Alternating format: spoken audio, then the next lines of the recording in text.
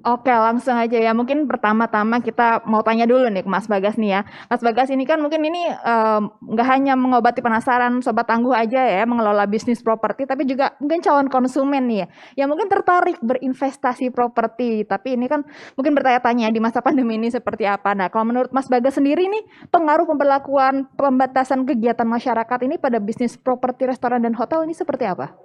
Ya, terima kasih Mbak Git. Selamat pagi Sobat Tangguh se-Indonesia. Eh, Pada era pandemi ini, kita terus terang bisnis pariwisata atau perhotelan maupun restoran ini salah satu yang paling terdampak. Dahsyat banget sih menurut saya. Tapi seiring berjalannya waktu, pemberlakuan PSBB dan lain sebagainya, kami di industri pariwisata maupun perhotelan dan restoran sudah mulai menyesuaikan ya. Kita terapkan ada namanya sekarang protokol dari pemerintah yang kita sebut sebagai CHSE. Nah, rata-rata sekarang restoran maupun hotel yang bisa survive sekarang ada yang menerapkan CHSE. Dan kita lihat trennya sepertinya ke depan itu bisnis properti perhotelan dan lain sebagainya, restoran itu berkembangnya ke arah yang outdoor. Oh, oke, yang Ya, ke aman arah yang ya. ya yang ke arah yang outdoor. Jadi ada kemungkinan besar restoran maupun hotel yang nuansanya outdoor dan ruang terbuka itu setelah era COVID ini semakin semakin digemari. Jadi mungkin itu bisa menjadi sebuah rujukan buat buat teman-teman yang akan berinvestasi di sektor properti maupun di perhotelan. Itu, Mbak. Kalau bisnis yang dimiliki Mas Bagas sendiri seperti apa? Apakah sudah menerapkan prinsip ini? Ya, kebetulan alhamdulillah kami di 2020 ini kami dapat penghargaan dari PHRI sebagai restoran Indonesia terbaik. Dan kebetulan juga konsepnya itu adalah outdoor. Sehingga saat era pandemi ini kami bisa dengan tidak terlalu susah lah ya untuk mengadaptasi terhadap pola era new normal ini. Jadi kita langsung terapkan protokol kesehatan karena ruangan kita juga cukup luas sehingga kita bisa memaksimalkan protokol kesehatan di sana. Jadi tempat duduk itu berjarak dan suasananya di outdoor gitu Mbak Ibit. Jadi memang dari dulu konsepnya outdoor ya. Tapi sejak pandemi ini terdampak sedikit banyak nggak? Pada saat awal-awal iya, karena terus terang boleh dikatakan tidak ada pengunjung ya, tidak ada pengunjung yang datang karena masih ketakutan dengan situasi COVID. Sekalipun outdoor ya. Betul. Tapi memang pas kemarin akhir tahun kemarin sudah apa namanya? Itu mulai naik lagi. Bahkan kita mencetak ini apa namanya di masa pandemi ini mencetak yang cukup lumayan ya. Cukup lumayan pendapatannya. Boleh dikatakan sudah hampir normal lagi. Oke. Cuman sekarang ini ada pembatasan lagi, otomatis turun lagi. Maupun mungkin nggak seberapa signifikan ya.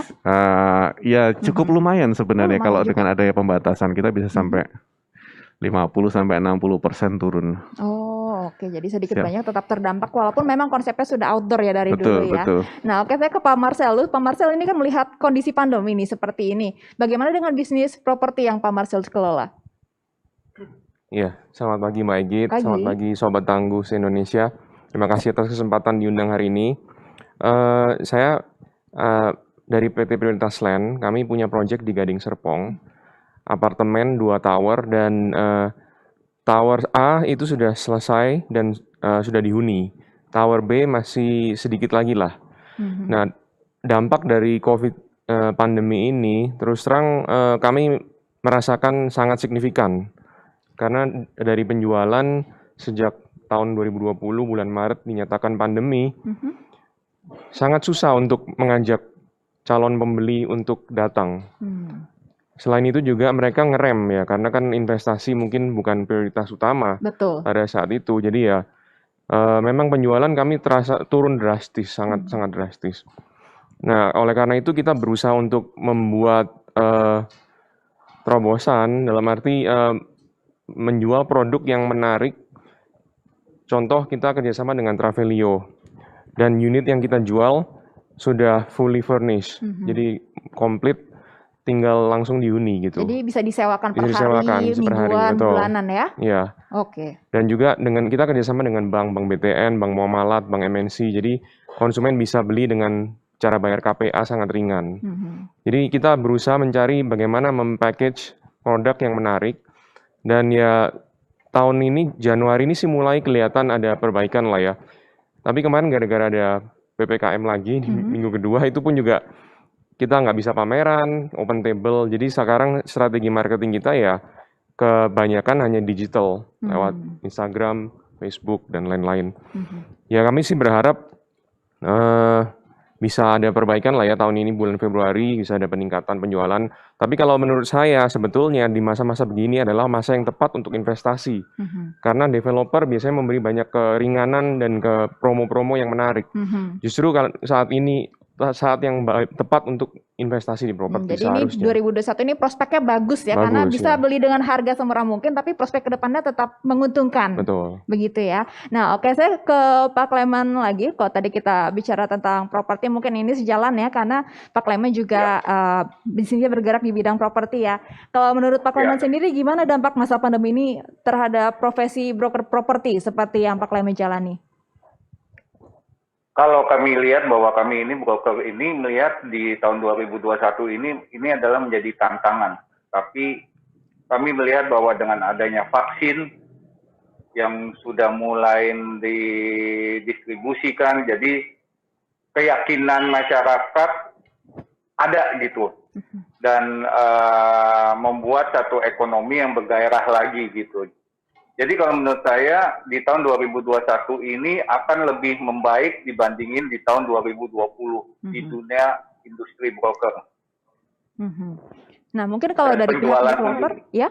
Dan penjualan punjung juga kami melihat bahwa di tahun 2021 ini saya akan melihat bahwa harga yang diminatin itu adalah harga di bawah 2 miliar.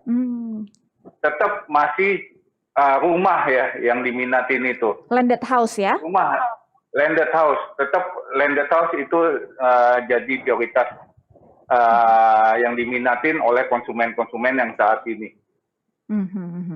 Nah, mungkin kalau di bidang developer, mungkin seperti Pak Marcelus atau developer lain, ini bisa mungkin mengakali dengan strategi diskon atau cicilan DP, ataupun fully furnished, promo-promo sebagainya. Tapi untuk broker properti sendiri mungkin bisa menerapkan strategi seperti apa, Pak Kleman? Yang pasti kami sejak di kondisi pandemik di tahun 2020, di awal, tatanan bisnis kami sudah berubah, Mbak. Bagaimana semuanya kami shifting ke digital marketing, Mbak. Jadi yang semua pemasaran yang kami lakukan itu lewat Instagram, Facebook, YouTube, semuanya itu yang kami lakukan semuanya. Ternyata namanya konsumen itu berubah pun juga. Pada saat mereka di rumah, mereka stay at home, mereka ternyata lebih banyak melihat digital marketing gitu. Seperti YouTube. Kalau kita lihat bahwa penjualan salah satu produk di daerah BSD, angkanya cukup mahal. Dan itu kalau saya lihat pembelinya cukup high class punya, dan mereka lihatnya lewat YouTube, Mbak. Jadi virtual open house gitu ya? Betul. Jadi malah kalau membuat bagi kami adalah konsumen sekarang dipermudah. Jadi dengan skillnya YouTube, dengan kami mempresentabilkan video yang bagus, di konsumen tidak perlu datang jauh-jauh, tidak perlu melihat situasi dan lingkungan apa gimana, tetapi mereka sudah bisa melihat dengan touch, dengan YouTube atau Instagramnya mereka, videonya mereka.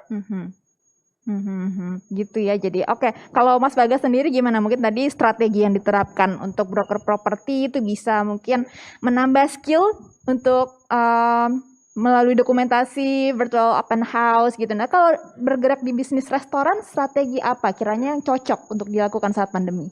Ya, makasih Mbak.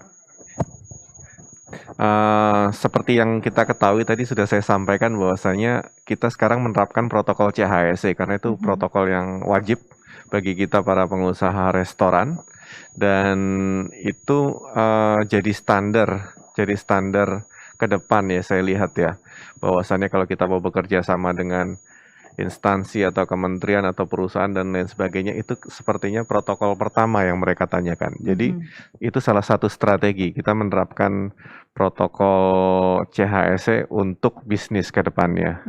Yang tadi juga saya lihat prospeknya itu juga masih cukup positif karena terbukti memang ada penurunan pasti.